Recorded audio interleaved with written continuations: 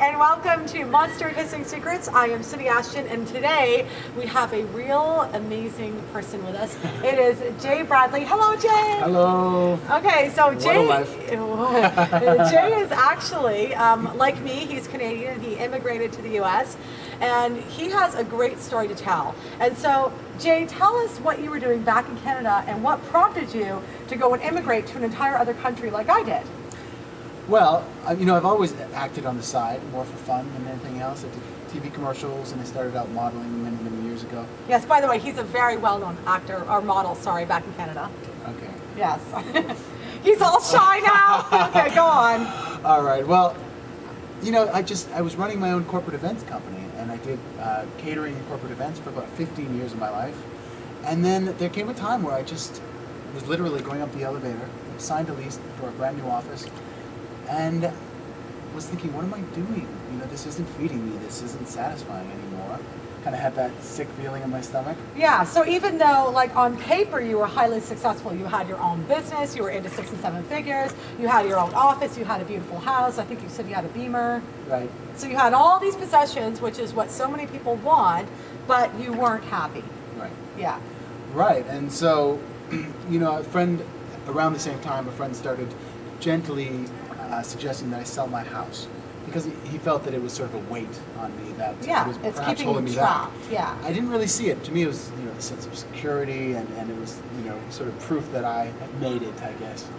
And I felt a little bit of family pressure around keeping my house too. Okay, so the monsters that you had, because, oh, sorry. Okay, so the monsters that we had here. Just so you can get Let's wait till after this shoot. Oh. We can play with the No, water. we get to play. Okay, so, you know, so the monsters you had was, you know, family pressure and, you know, walking away from something stable, walking away from a home, which is your stability. And okay, cool. Definitely. All right, so what was the moment that you had that switch? Was it something that was gradual happening, or was it something that suddenly switched and it's like something hit you like a 4x4 on your head? Well, it was gradual. My friend brought up at least 5 times about selling my house. He was a real estate agent, of course. Yes, of course. But, you know, each time I thought about it, I was excited, and I felt lighter, and I felt freer, and I thought, this must be the right decision for me, because obviously it felt right. You know, and just so you know, this is just a really great point. When you feel really free and light, even if it doesn't make sense in your brain like it didn't to you, when you feel that freedom and that lightness, that is a moment that your body is saying, oh yes, pay attention. Okay, go on. Right, and then I had read enough about, you know, about that to understand that, okay, this is a good thing. So finally I did make a decision, sold my house, and then very soon after sold pretty much everything that I owned. Yeah. I mean, I literally had a content sale where people came in and, you know, were carrying my furniture out, and suddenly I'm like, okay, now what?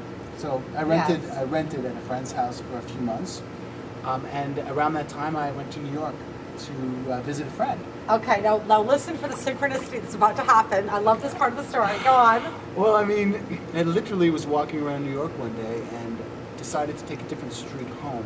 It was in the Hell's Kitchen area, and literally bumped into this guy. We started chatting, and sure enough, he was the casting director for one of the biggest soap operas in New York City. Now, you have to know that ever since I was a kid, I've wanted to be on a soap opera. And so that was, yeah. And in this conversation, he said, you know, if you ever come back to New York, let me know and I can get you on the set. So when I went home, all I could think about was, what am I waiting for? You know, even if it's just... I mean, what is the odds of you being in New York City with like millions and millions of people, and you actually meet like your desire, your rocket of desire, as you know Abraham Hicks says, you know, from childhood was to be on a soap, and you know you're thinking about it, and suddenly you end up in New York, you bump into somebody in the middle of the street, it's unheard of. and they just happen to be a casting director of a soap opera, of a major soap opera, and next thing you know, you're getting an opportunity. And you have to know that I've been meditating and praying for guidance for months before this. You know, just basically my question or my request was show me the way. You know, who do you want me to talk with? Where do you want me to go? What do you want me to do? I'm open. Awesome. So that's kind of what led to this. And I went back to Toronto, and within a couple of months, immediately made a decision that I want to move to New York and try it out. Yeah. On the same day, 2 people had recommended this girl. Talk to Diana. She will help you out with a work visa. Sure enough, Diana, who I met, brought me to one of the best lawyers for artist visas in New York City. That's amazing. And within 2 months, I had my work visa. Was in New York By City. the way, that's unheard of. My visa. Let's not talk about how long my visa took. That's unheard of. That's amazing. Within 2 months. Okay. Yeah, to have amazing. an O1, which is one of the best work visas to have as an artist. Yeah. So I felt It's really, totally really amazing. lucky, and I felt like absolutely the universe wanted me to be in the U.S. Great. So let me ask you, I mean, now you're down here in Hollywood with me. And that's a whole nother synchronicity. That's a whole other synchronicity. We don't have time for that in this episode. But, you know, and the amazing thing, though, to me is that, you know, you're down here and you've actually only been down in Hollywood. Like, you moved from originally to New York and then down to Hollywood. And within like 3 months, you're already shooting a pilot. And if it gets picked up, you've gone from, quote unquote, an unknown actor who does commercials and little things on soaps and stuff to somebody who is all of a sudden, you know, I mean, and if that doesn't get picked up, we already know that you are so in line with this, and it's you'll be there within the next year or two, anyways.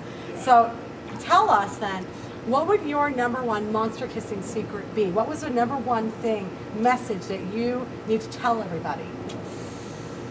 And I know that you were talking about the material stuff, and the #1 thing is to let go, let go of what we think is going to make us happy. You know, I was running a business because that's what my father did, and I thought that's what's going to bring me the most success. Meanwhile, deep down, all I wanted to do was sing and act, and you know, and to learn to follow those messages that are within us. And I think secondly, if I could add a second one, yes, we can have 2 monster to know secrets. that we yes, he's breaking the rules. He's going to charge me for that. I'm going to charge him for that. I'll charge you extra.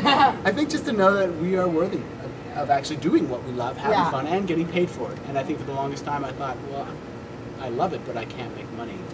You know, and what I love about this right now is we're sitting in a jacuzzi, and so many people will be like, yeah, I want that life where we can sit in a jacuzzi.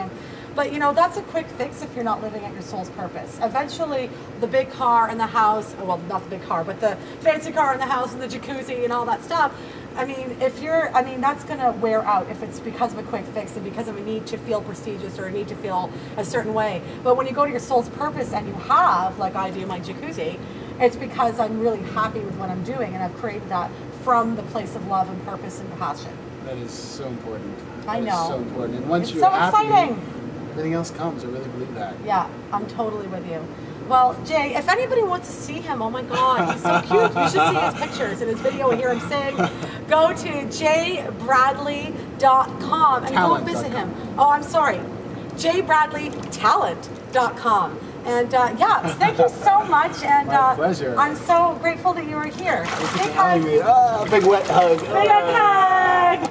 Okay, we got to get the bubbles going. We'll see you. Yeah, bye. Bye.